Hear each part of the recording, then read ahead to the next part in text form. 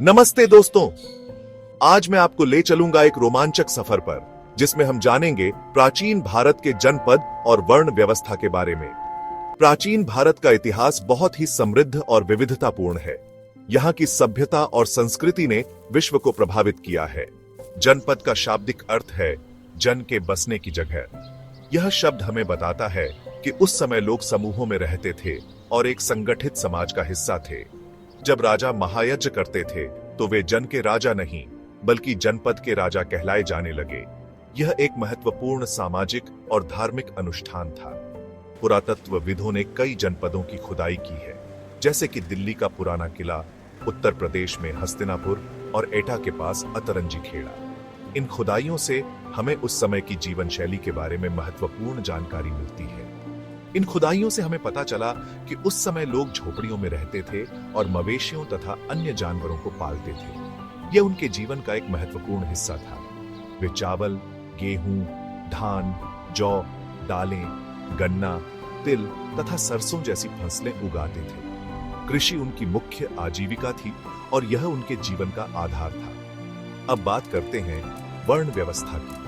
यह एक सामाजिक संरचना थी जो 4 मुख्य वर्गों में विभाजित थी। उस समय 4 मुख्य सामाजिक वर्ग थे: ब्राह्मण, क्षत्रिय, वैश्य और शूद्र।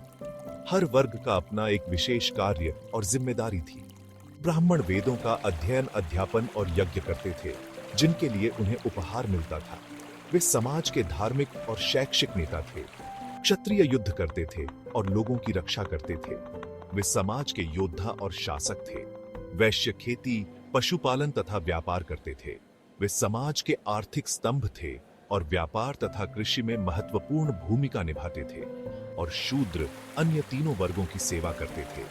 वे समाज के सेवा प्रदाता थे और विभिन्न प्रकार के कार्यों में संलग्न रहते थे। खुदाई में हमें मिट्टी के बर्तन भी मिले हैं। ये बर्तन उस समय की कला और संस्कृति का प्रतीक है। इनमें कुछ धूसर और कुछ लाल रंग के होते थे। ये बर्तन विभिन्न प्रकार के कार्यों में उपयोग किए जाते थे। इनमें एक विशेष प्रकार के बर्तन चित्रित धूसर पात्र के नाम से जाने जाते हैं। ये बर्तन अपनी सुंदर चित्रकारी के लिए प्रसिद्ध हैं। इनके नाम से ही स्पष्ट है कि इन बर्तनों पर चित्रकारी की गई है, जो आमतौर पर सरल रेखाओं तथा ज्यामितीय आकृतियों के रूप में होती है। यह चित्रकारी उस समय की कला का एक उत्कृष्ट उदाहरण है। धूसर पात्रों में ज्यादातर थालियां और कटोरियां मिली हैं। ये बर्तन उस समय के भोजन और सामाजिक आयोजनों का हिस्सा थे।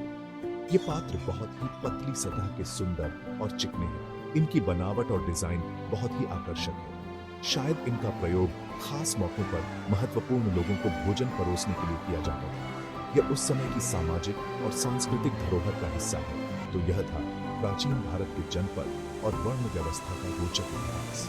यह हमें उस समय की जीवन शैली और सामाजिक संरचना के बारे में महत्वपूर्ण जानकारी प्रदान करता है। उम्मीद है आपको यह जानकारी पसंद आई होगी। अगर हाँ, तो चैनल को सब्सक्राइब करें और इस वीडियो को लाइक और शेयर करें। धन्यवाद। इस चैनल पर हम और भी ऐसे ही रोचक विषयों पर वीडियो लाते रहते हैं। जुड़े रहें और हमारे साथ इस ऐतिहासिक यात्रा का आनंद लें।